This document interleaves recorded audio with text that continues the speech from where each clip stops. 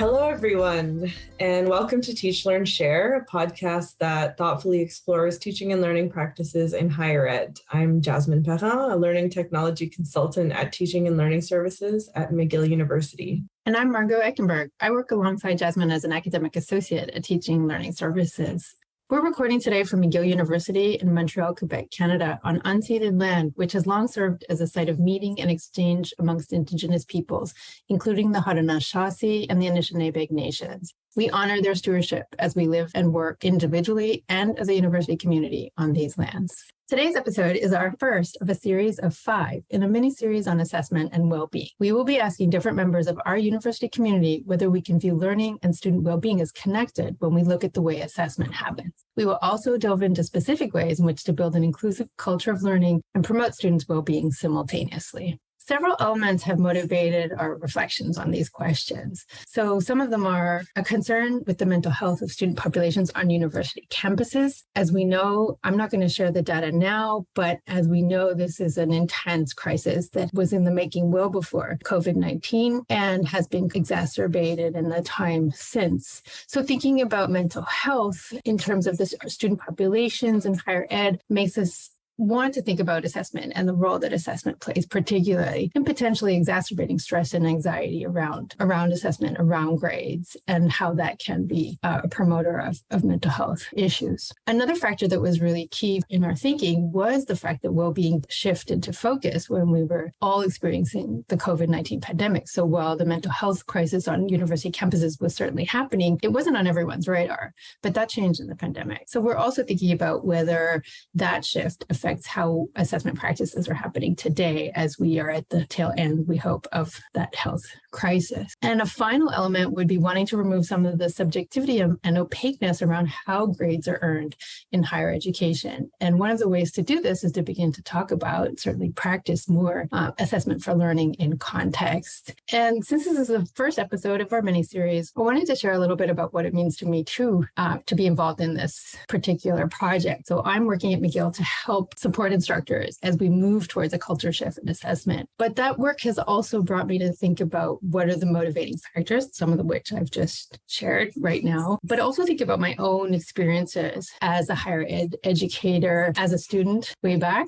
but still, and the relationship between the two and sort of where assessment and grades fit in and what our feelings and emotions are around both. And I guess for me, one of the big things has been the lack of dialogue around it, how I wanted to be fair with my students, but I never really talked to them about how I expected them to earn their grades or what emotions might be tied up, both on my end and on theirs in terms of assessment. What about you, Jasmine? Yeah, so I think one of the things that inspired me the most, which actually relates very much to why I started working in the field that I work in now. I work very closely with instructors and supporting them with their teaching and learning endeavors and supporting them in using different technologies. But as a student, which wasn't that long ago, often I would just come across experiences that didn't feel right or didn't feel fair, didn't feel flexible. You know, I worked very hard. I was very, very focused on grades and I did, as many students do, tie a lot of my own self-worth to getting a good grade. And when I put a lot of work into something and I didn't get the outcome that I had thought I would, it was often very disappointing. And at the time, it felt like this is just the way things are and this is what higher ed is. And when I started working at Teaching and Learning Services, I was still a student. I started to get more involved in that kind of end of education, the other side, working with instructors. I kind of started to learn more that there is a better way that things can be done. And even with course design, there is a proper way for it to unfold and it to go. So it got me really motivated to want to make changes in the higher ed system. Obviously, that's a very difficult thing to do. But when we started talking about this particular podcast and talking about assessment and well-being, I just had a personal attachment to that and wanting to improve the way that things can be. I don't want to say the way that things are all the time, but the way that things can be and the experiences that students have. So I think my motivation for this podcast is very in line with my motivation for the work that I do in general.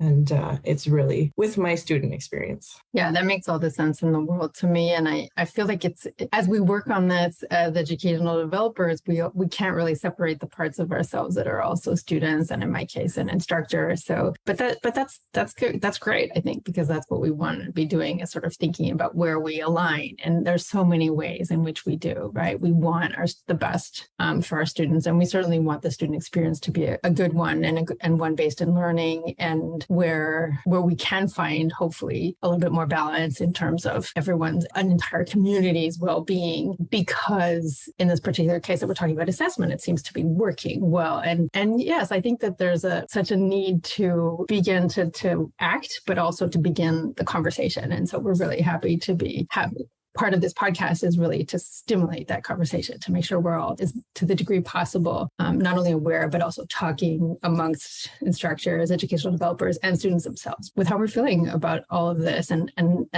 the desire we have to make it better.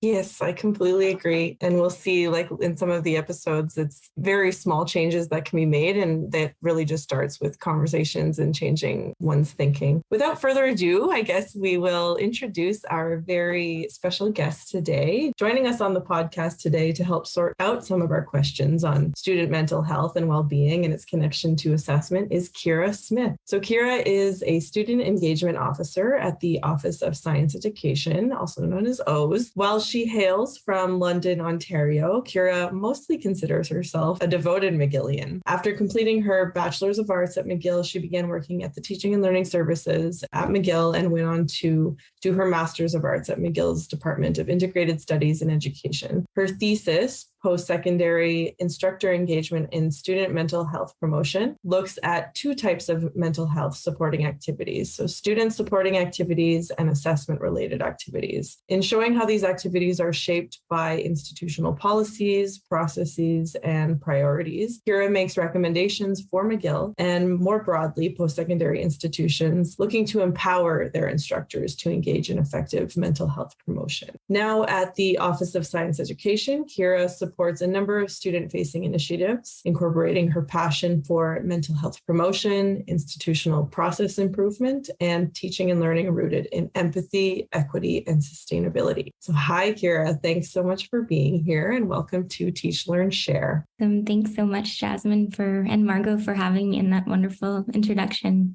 It's so great to have you on the show, Kira. And I want to begin by asking you to help us sort out some of the differences between wellness, well-being, and mental health. I think it's crucial to begin a podcast series with this podcast series, particularly on assessment and well-being, with a clear shared understanding of what we mean when we say well-being. And two related questions within that very key first question would be, why is it difficult to arrive at a shared understanding? But at the same time, why is it so important to do so? Absolutely. Very, very great place to start. Maybe we can start with why it's so difficult, so sort of understanding where those challenges are. The first one, I think, was pretty intuitive to most of us in terms of the challenge to understanding. We use these words so frequently, colloquially, with friends, loved ones, and we often assume that folks understand what we mean when we're using these words, whether it's wellness, well-being, mental health, mental illness even, and they're often used interchangeably. And we have no real sense of what they mean when we refer to them in conversations. There's this false consensus effect when we speak with one another. It's something so fundamental too. How do we hone in on something that is just so critical that we don't really think to sort of explain it? And the next challenge I see being related in that sort of sociocultural norms, biases, the stigma surrounding, let's say, mental illness makes it really difficult to sort of understand what it is we mean as a collective when we use these words, because really the definitions are really quite personal at the end of the day. And then lastly, I see the big challenge being the fact that when we turn to scholarly or gray literature, they often use the words in different ways too. So no one really uses these terms in the same way ever. And it makes it hard for us to decide, as a community, as a collective, what do we mean by them? So it's a tricky situation for sure in terms of arriving at a shared understanding. But it's so critical when we're especially moving into institutional policy or even real practices on an individual level, to understand what it is, what we're talking about here, together so that we can achieve our goals. We have to know what it is we're trying to achieve before we set out. So to me, I have my own definition that I prefer when we talk about well-being, and I prefer to use the word well-being for a few reasons. Maybe I'll just outline, if that's okay, a few different ways of conceptualizing well-being before we get started. So the first way that I think a lot of people conceptualize well-being is the way that McGill tends to, and that's looking at well-being as dimension-based. So what I mean by that is well-being as financial well-being, physical well-being, cultural well-being, all of these things all in one. It's sort of the sum of its parts. We look at McGill's wellness wheel, which is that colorful wheel, which sort of articulates each of these slices of a pie. But the difficult thing with understanding well-being this way is that we don't actually know what each of these things means. So what is financial well-being? What is physical well-being? It's probably intuitive to many of us what these things are, but we're not actually defining it. We're describing well-being. So that's a really tricky part of this dimension-based concept. I prefer to look at well-being in a way that looks at sort of balance or equilibrium. So this notion that we have life events, we have challenges in our lives, and we draw on our resources, our usually internal resources, to cope with these challenges and life events, sort of like a seesaw. So do we have the psychological, social, physical resources to meet a particular psychological, social, or physical challenge? And that sort of determines where we fall at the end of the day. And to me, that's most intuitive to understand it that way. I think a lot of us think about coping, like, this idea of coping when it comes to well-being. So to me, that really makes sense. But I should also acknowledge there are a couple definitions that I don't necessarily align myself with that are pretty prevalent. And my research showed that a lot of folks hold this idea of well-being as not being ill or not having, let's say, a mental illness. This is sort of generally called like a pathogenic approach. So this notion that it's pretty pervasive as well. This notion that health is essentially not having illness or not having disease. And so in order to be well, we theoretically cannot have a disease or an illness. I think you probably get the sense that this can be a bit disempowering. So if I have an illness, I guess that means I can never be well. That's not super, it's not super empowering. It's difficult to sort of understand for oneself. How can I feel well if, let's say, I'm diagnosed with any sort of illness? The opposite of this is really looking at a sort of a health-focused approach, which is also where I align myself. This idea that we're trying to maintain and improve our health regardless of illness. It looks like prevention, a holistic health, and health as integrated into our daily life. That's where I sort of align myself to. And one thing I do want to mention really quick too is this idea that well-being is related to self-care or wellness in this whole wellness culture of, jade rolling and cucumbers on the eyes. And that in order to be well, we have to necessarily buy things that support our well-being and this sort of consumerist idea of well-being. So that's sort of one maybe that I don't align myself with as much either, but definitely really prevalent when we talk about well-being. I prefer the balance approach at the end of the day. Thanks so much, Kira. That in just a few minutes, you were able to really, I think, hone in on many potential definitions and also the importance of choosing one that might be, as you say, right? We can't be sure that we're absolutely on the right track, but I think it's really important. And for us too, as we set up the first of several episodes in a series, we want to be clear that we're talking about the same ideas when we talk about well-being. And I really share your interest or preference for the notion of well-being being within reach of all of us. I think that that's something that's really key. And I think whenever we talk about a community, whether it be a university community or otherwise, we don't want to be excluding any members of that community. And so I think that a more inclusive approach and also somewhat hopeful in a sense, right? That well-being is something within our reach, that it's not that we have to always approach this negatively, that we're fighting constantly, keeping negative elements, whatever they may be, at bay. So I really appreciate that. And I think before we move on, it's really, it's great to have a sense of what we really want to be talking about and being clear about that.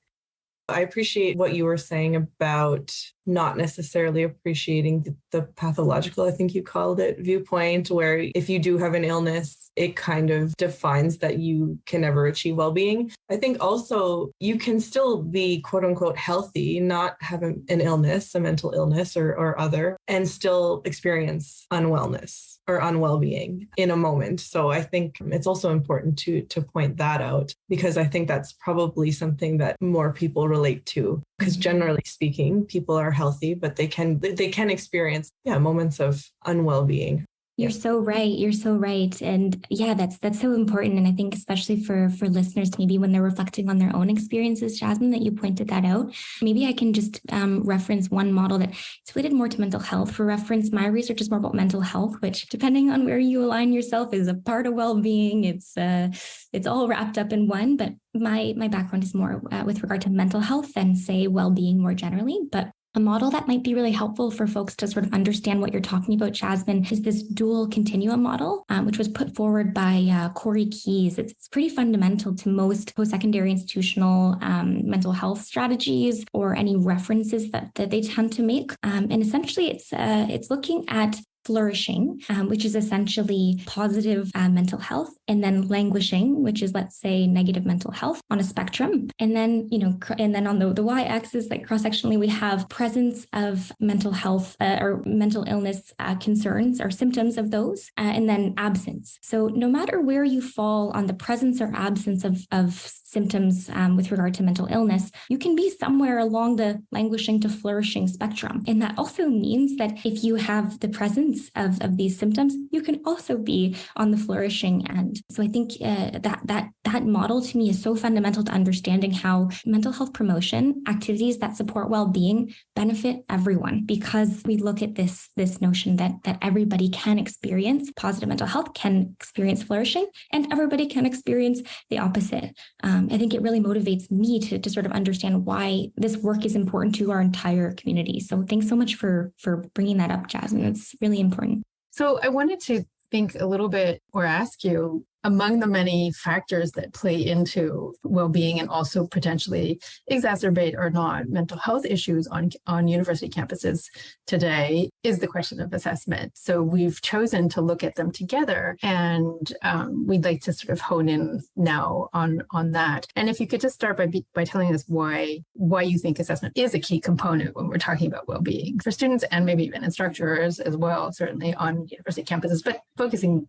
primarily on students. Absolutely. Yes. I want to just say that we know that this relationship is so critical. And often I think assessment is an area where emotions are heightened, but what it's really speaking to is there is this relationship between the pedagogical work that we do and mental health or well-being. Assessment is where it's super heightened, but generally speaking, we know that there is this connection between academic performance and well-being, such that the top 3 listed impediments to academic performance are usually well-being related. It's usually from we see in the National College Health Assessment 2019, so we're looking pre-COVID-19 pandemic research, that the top 3 impediments to academic performance were stress, anxiety, and depression, or symptoms of those, not diagnosed necessarily. But we know that there's this really strong connection between well-being and mental health and academic performance.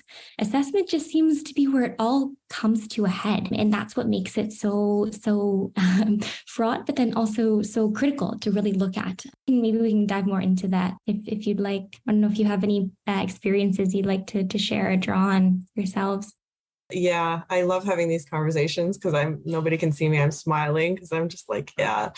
I understand the high stakes, and when I think back to the experience that I had the most anxiety with, stress with, they were very high stakes exams that were usually multiple choice, where my efforts just did not seem to pay off because maybe I'm not very good at, or I'm not as good at a multiple choice exam as I am something else. So it just felt defeating. And I think we also grew up in a generation where we were told that you go to school, you go to university, you get good grades, and the world will be your oyster and you'll be able to do whatever you want. So when you didn't see the outcome you had worked for, hoped for in something like a single assessment, it felt terrible because it felt like, well, things are going to shut down in terms of opportunities for me, and I'm not going to get into grad school, or I'm not going to get this job. And I know it's like on the student's perspective, you are making things a little bit bigger than they are in that moment. But I think because you're going into this whole journey of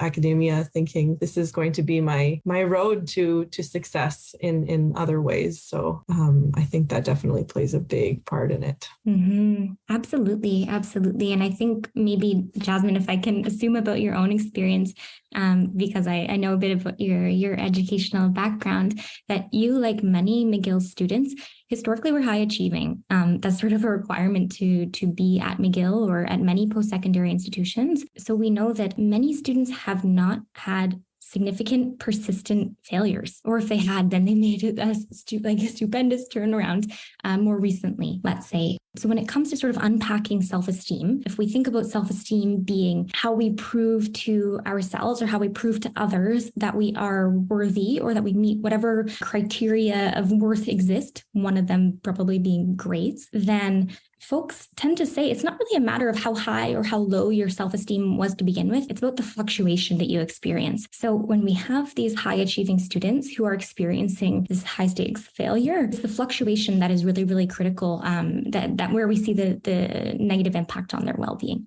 I wanted to ask you also about the potential that there is in assessment. So while we agree that this is sort of like a really, it's a pain point, or it's a place where we want to be thinking about well-being as assessment because we feel like we need to address it, but we also need to address it because potentially we can reverse some of what's happening in terms of practices. So I wanted to ask you to share a little bit about your own research in terms of not only where you made the recommendations, but why you think that it is really an area that is potentially malleable and changeable, where our practices should be able to change. Absolutely. Absolutely. I was really lucky to have some really positive, forward-looking conversations with the people with whom I spoke during my research. And I want to quickly say it's sort of all wrapped up in looking forward and in where we go from here to have a really positive impact on student learning. But specifically regarding the self-esteem bit, I wanted to just quickly say that,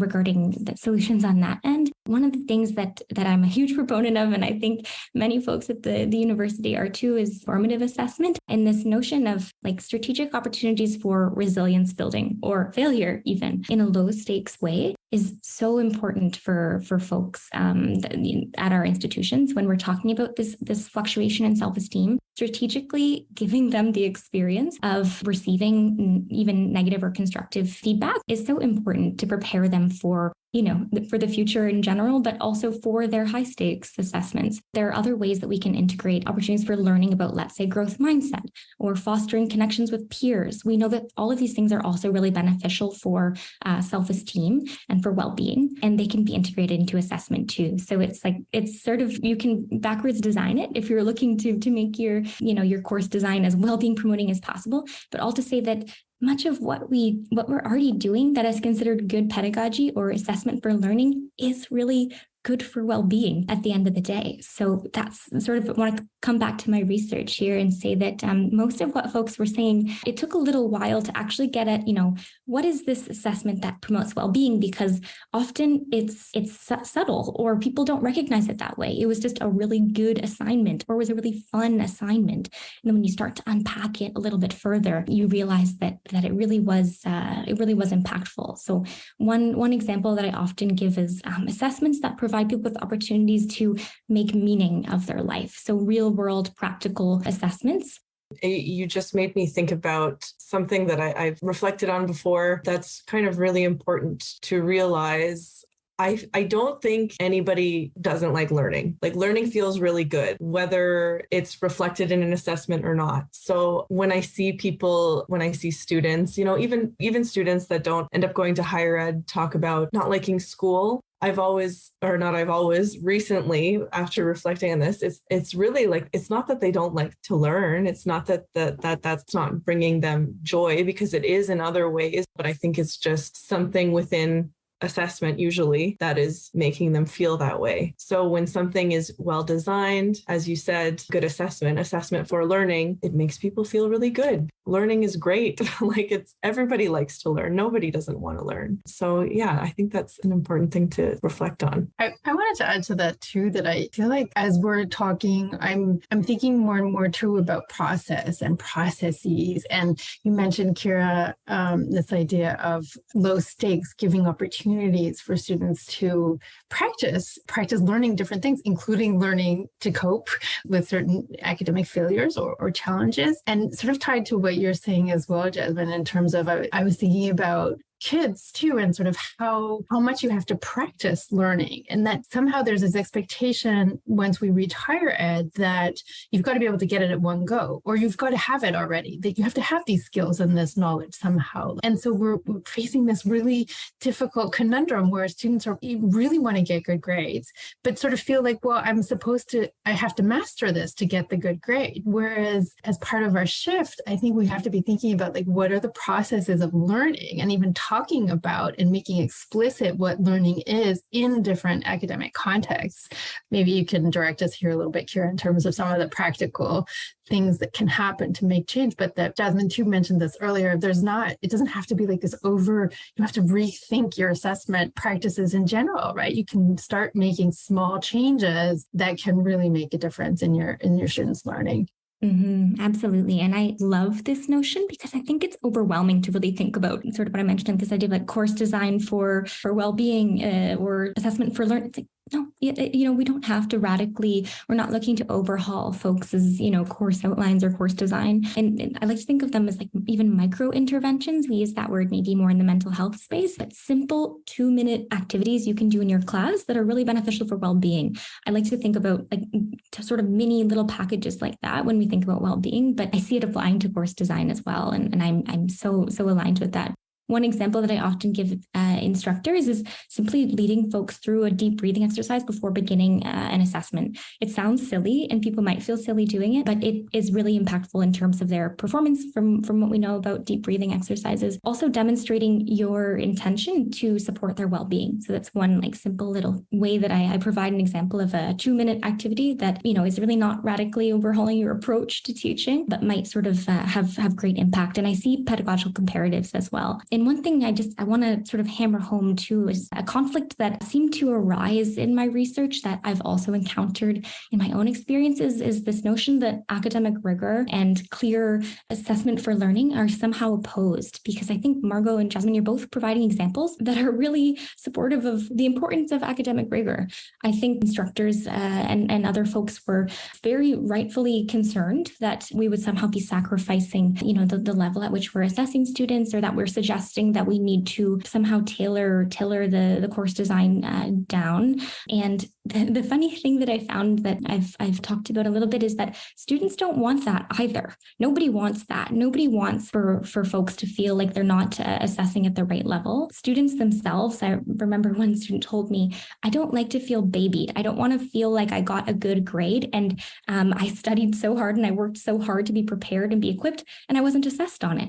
I want to be assessed fairly on with the challenge that was sort of explained to me initially. And I think that comes back again to this whole self-esteem discussion that it feels really good to be well equipped from a skill perspective, and then to be able to demonstrate those skills or that knowledge, whatever it is, at the right challenge level. This concept of flow, and if folks know, Csíkszentmihályi, this sort of brought to popularity, I guess, in the last 20 years, this idea of flow. And it's this notion that skill and challenge, when they're both high, is the ultimate goal. And if we can equip students to be prepared to demonstrate when they're given a proper challenge, they're going to thrive. And that's sort of what we want to see. So just wanted to sort of, really sort of flesh out that conflict, because the way that we're discussing, I think it's so forward looking. And to me, that concern is sort of put to rest by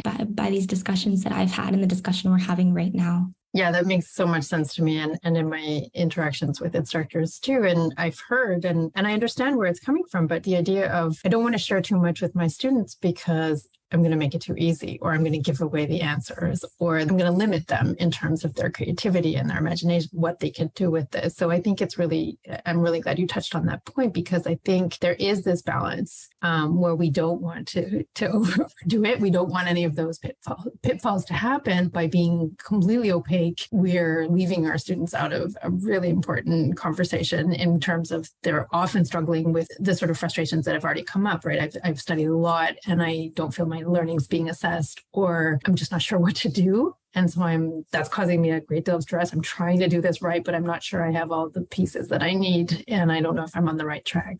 So looking at the time, I think maybe it's best to start to wrap up. We really want to thank you so much, Kira, for sharing your thoughts and your insights today. It's really valuable conversations that we're having here. Before we do wrap up, I wanted to know if there's anything that you wanted to share in terms of a tip or a book or a film with our listeners before we end. Absolutely. Thanks so much. Some folks might find this a little bit cheesy, but drawing on my experience as a wellness recovery action plan, a RAP facilitator, one of the activities that I love to do with people and suggest that people do is what we call developing your toolbox. So your toolbox of self-care strategies or activities that make you well.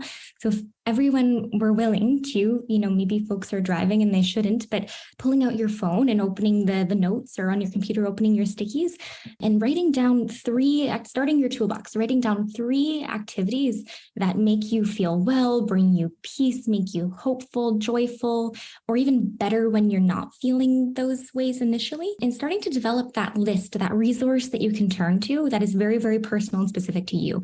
And it might be something like I mentioned, jade rolling, or taking a bath and putting cucumbers on your eyes. Or maybe it's sitting down with your close friend or partner and reminiscing on a memory of a trip, or talking about your dreams. For me, I love to do an impromptu dance party. I'm a big movement person. So choosing my favorite songs, so I have in my notes, Night Dancer, which is a Japanese song that I love that always, gets the shoulders moving and will instantly boost my mood. So having a very specific personal list of strategies that we can turn to. And I don't know, maybe Margot and Jasmine, I don't mean to put you on the spot, but if there's something you can automatically think belongs in your toolbox, I'd love to know too, if you have suggestions for others. I love to cook, so that would definitely be one of my go-tos, cooking something special. I always feel really good when I'm in the kitchen and being creative there. So I would have that on my list. I love to read poetry. So it's something that reminds me that it connects me to words and it connects me to other people and feelings. And that would be something in my toolbox. So thank you so much, Kira. We've learned so much by talking to you today, and we really encourage our listeners to subscribe to our Teach, Learn, Share podcast and stay tuned for the next 4 episodes in our mini-series. We look forward to also sharing in our Teaching for Learning blog many of the resources that Kira mentioned today, so you can get the full references there. And thanks for tuning in, and until next time.